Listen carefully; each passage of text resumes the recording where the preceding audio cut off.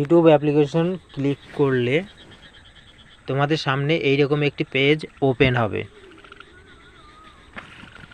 Open হওয়ার পর নিচের দিকে দেখা যাচ্ছে ইউটিউবের একটি লোগো, যেখান থেকে আমরা চ্যানেলটি ক্রিয়েট করব।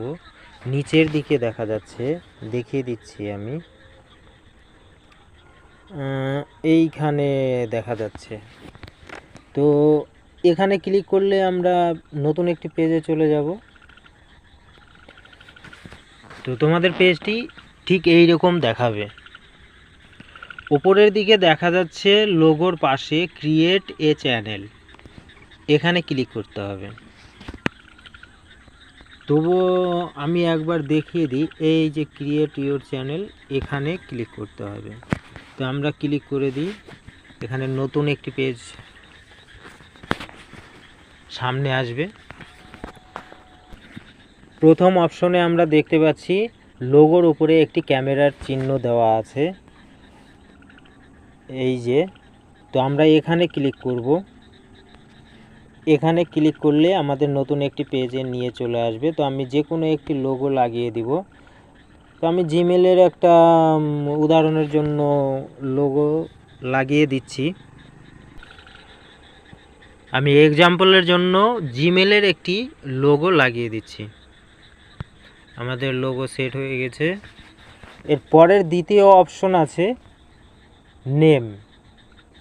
এই যে পেন্সিলটি দেখা যাচ্ছে, এখানে আমাদের ক্লিক করতে হবে। তো নেমে ক্লিক করলে আমরা এখানে যে কোনো একটি চ্যানেলের নাম দিতে পারি। তো আমি দেখানোর জন্য একটি নাম দিয়ে দিই, নিউ চ্যানেল।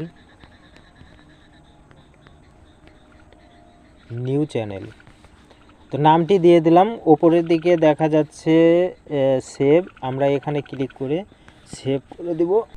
তো আমরা থার্ড অপশনে দেখতে পাচ্ছি হ্যান্ডেল। আবার এখানে একটি পেন্সিলের চিহ্ন আছে, এখানে ক্লিক করব।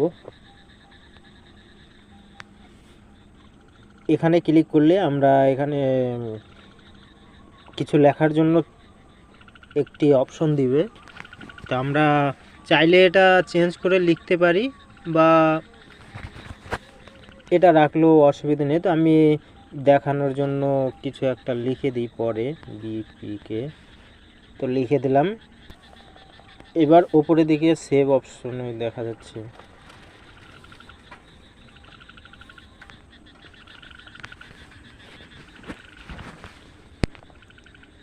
তো উপরের দিকে যে সেভ অপশনটি রয়েছে, সেখানে আমরা ক্লিক করব।